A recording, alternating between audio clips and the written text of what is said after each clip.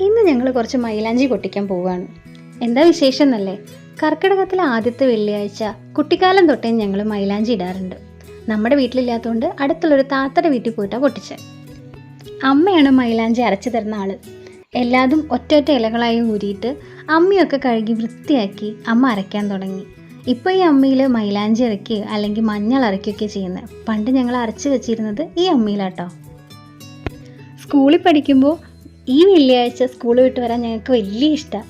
School വിട്ട് വന്ന് മേലെ എഴുതിക്കഴിഞ്ഞാൽ അമ്മ ഞങ്ങൾക്ക് രണ്ടുപേർക്കും രണ്ട് കയ്യിലും നിറയെ മൈലാഞ്ചി ഇട്ട് തരുമായിരുന്നു. കുട്ടിക്കാലത്തൊരു ഓർമ്മ കൂടിയാണ് കേട്ടോ ഇത്.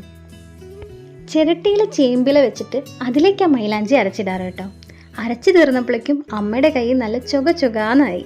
കർക്കിടകത്തിൽ മൈലാഞ്ചിക്ക് കളറ് കൂടൂത്രേ. സന്ധ്യയ്ക്കാ മൈലാഞ്ചി അരച്ചു വെച്ചേ. പക്ഷേ കുഞ്ഞാറ്റ ഉറങ്ങിയിട്ട് രാത്രിയാണ് ഞങ്ങൾ ഇടാൻ തുടങ്ങിയത്. ഞാനും അമ്മയും കൂടെ മൈലാഞ്ചി ഇട്ടു. ഞങ്ങളുടെ സ്ഥിരം പാറ്റേൺ തന്നെയാണ് ഇപ്രാവശ്യം ഫോളോ ചെയ്തത് കേട്ടോ. രണ്ട് കയ്യിലും മൈലാഞ്ചിട്ട് ഞങ്ങൾ ഏകദേശം ഒരു മണിക്കൂറൊക്കെ കാത്തിരുന്നുണ്ടാവും. അതിനുശേഷം പതുക്കെ അതെടുത്തു കഴുകാനായിട്ട് പോയി. എടുക്കുമ്പോൾ തന്നെ നല്ല കളറായിരുന്നു കേട്ടോ. ഇപ്പോഴേ ഇത്ര കളറുണ്ട്, ഇനി രാവിലെ ആകുമ്പോഴേക്കും ഒന്നുകൂടി ചോക്കും. അപ്പോൾ ഇന്നേക്ക് ഇത്രയേ ഉള്ളൂ. ബൈ.